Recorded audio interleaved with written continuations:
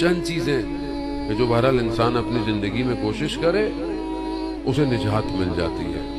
بیان کون کر رہا ہے؟ رسول خدا۔ بیان کس سے کر رہے ہیں؟ مولا کائنات۔ بولنے والا کون ہے؟ سننے والا کون ہے؟ بہترین ہستیاں کائنات کی۔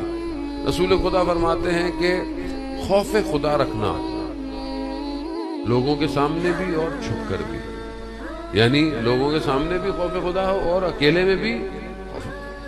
یہاں پر میں آپ کے خوف سے، آپ کے ڈر سے، آپ کے احترام میں سر جھکاؤں اور اپنی تنہائی میں کیسا ہوں میں؟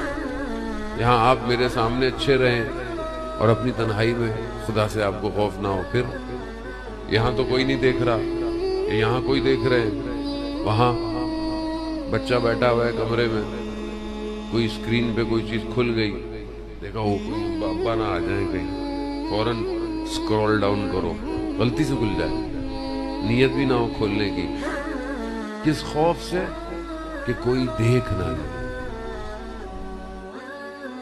اور وہ جو خدا کا کیمرہ ہر وقت کھلا ہوا ہے وہ تو دیکھ رہا ہے۔ تو یہ بہرحال یہ ساری چیزیں جہاں فائدے ہیں وہ نقصانات بھی بھرپور ہیں۔